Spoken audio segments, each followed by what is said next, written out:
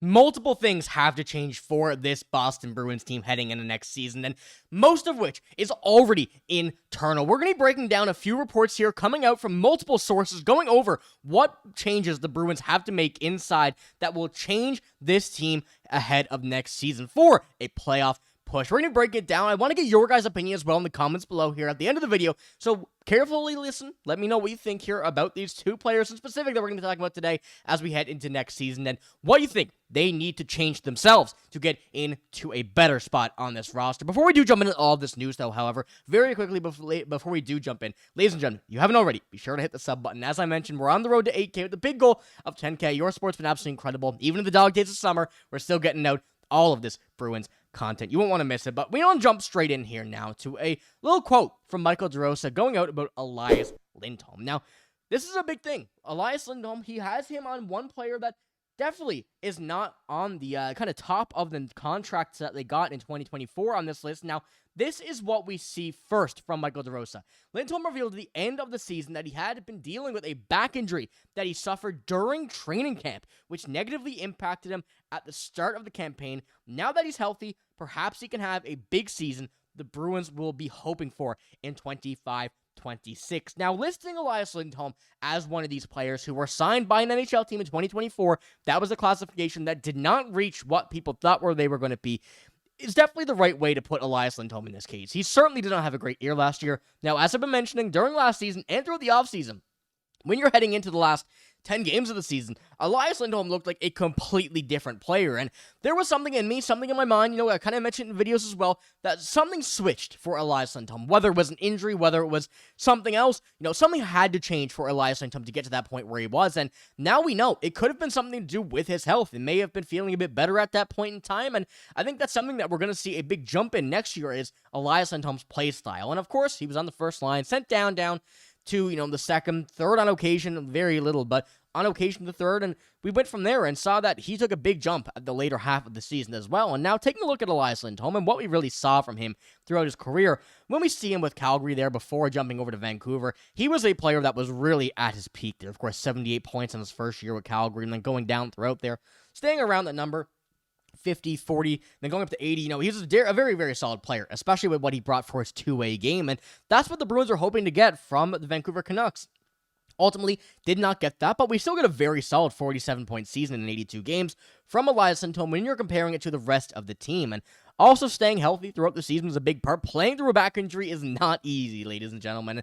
You got to give props where credit is due to Elias Lindholm in this case for being able to play through that, even though it probably would have been better for him to sit out and get healthy. He wanted to make sure that this team, he could give to the team whatever he could. And, it may not have been 100%, but even if it was 80, that was probably the best option for where we kind of value this team currently had at that point and that point in the season. But I do also want to pull up another quote here from Michael DeRosa coming out, another one about Elias Lindholm. He said, Lindholm's finish to the season could provide some optimism after being moved back up to the first line. Lindholm formed some strong chemistry with David Pastrnak and Morgan Geekie. In his final 7 games of the season, he recorded 4 goals, 5 assists for 9 points, and a +11 rating. This undoubtedly is encouraging, and the Bruins will be hoping he can build off that in 25-26. And I think now that you're seeing a locked-up Morgan Geekie, a David Pastrnak who's coming off another 100-point season, and Elias Lindholm who's going to be healthy and had a very hot end to the last year, I think this could be one of the sneaky best top lines in the NHL. And I don't want to say it's going to be the best, of course, because I know it's not going to be. I'm not going to be a foolish Bruins fan here. I'm thinking that, he's going to have a great year. This team's going to have a great year. This line's going to have a great year. And although you may not be the best team, I really don't think this team's going to be as bad as many people are saying. And I feel like, coming out at Elias Lindholm, where he's been kind of held to with this team, I don't think he's getting enough credit, especially for what he's been able to bring for his years past. I understand that the $7.75 million contract for 7 years is an expensive deal. But if he can get back to that level, which he was for many years in Calgary, and even going on just before he left Vancouver, he was a player that was exactly what many teams in the NHL want. And I think that that's going to be exactly what the Bruins need next season, is a healthy Elias Lindholm as at two-way center. So let me know what you think about that as well. But there's one other player that really, in my mind as well, not necessarily listed as in this list that, Elias Lindholm is for failed 2024 signings, but Casey Mittelstadt is another very interesting one when it does come down to what he brings to the table, and also for the credit that Bruins fans are giving him. I know Casey Mittelstadt is someone that a lot of people have really harped on over the past few years. He's definitely been a player that has not yet reached the potential a lot of people thought he was going to, and it is getting late. I will acknowledge that. It still is getting a bit late to kind of reach that potential, but he's still at a point where he can be a very, very talented player in the NHL. And when it comes down to taking a look at Casey Mittelstadt and where he is right now with this team, he's heading into the second year of his 3-year deal at a $5.75 million cap hit, which was ultimately given to him prior to joining the Bruins. He's a guy that, as a number, it's kind of crazy to say, as a third center for, a $5.75 million, that's not great. But when you're seeing him back again, once again, I'll pull it up here, as a left wing here for the second line between Pavel Zacha and Victor Arvidsson, or whoever will be joining that team on the second line right wing slot there, whether it is Victor Arvidsson or not, I think that once again, we're going to see Casey Mittelstadt have a very solid year. And I think that he still needs to get that rhythm going. I don't think he had enough time last year with the Boston Bruins to be able to make that happen. And jumping into Casey Mittelstadt's career thus far, you see a lot of, not just enough. You see the Buffalo Sabres there, 59 points. Then the year after, 47.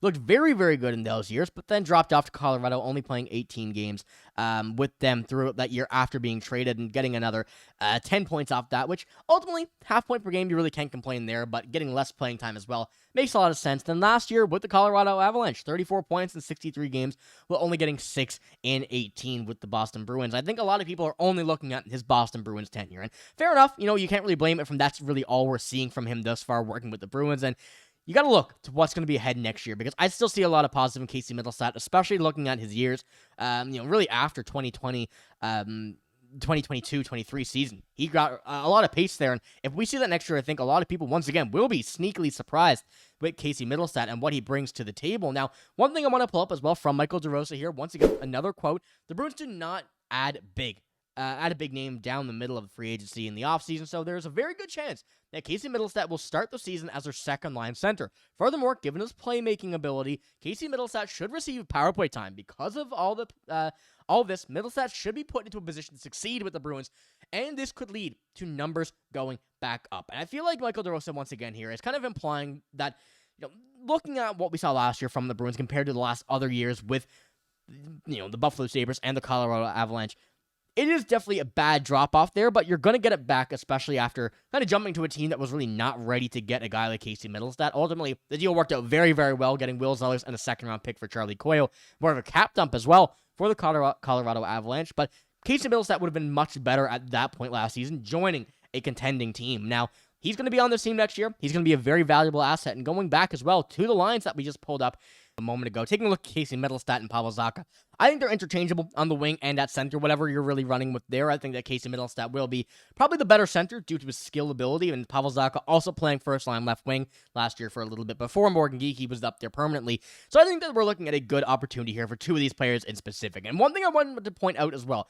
before we do finish the video off, is to make these contracts look a bit better, I wanted to pull up this right here, going into where we kind of looked at over the past little while. Now, I know this is a $14 million AAV compared to an 8-year contract, but you're looking at a major drop-off in what the contract would look like due to how much the cap is rising. So, first of all, I think the Elias Lindholm deal is going to certainly look a lot better in a couple of years when the cap is projected to rise significantly. As you see, in 7 years' time, taking a look at what would be a $14 million contract would be the value of an 8.9. So you're making it seem a lot better there, as well as kind of going into what Casey Mittelstadt may be earning after this next contract. I know that's still a ways away yet, but I think, taking a look at this makes us feel a lot better in our heads about what kind of the contract value is in a couple of years' time. So let me know what you think about all this news here today. Of course, we got a lot of stuff that's going to be kind of trickling out like this throughout the next few days and weeks as the NHL season goes on. So I want to know what you guys think here as well. Is there any other player that you think would be a good opportunity to kind of get into a rhythm, get here a little revamped offseason to get a push for the NHL roster next year?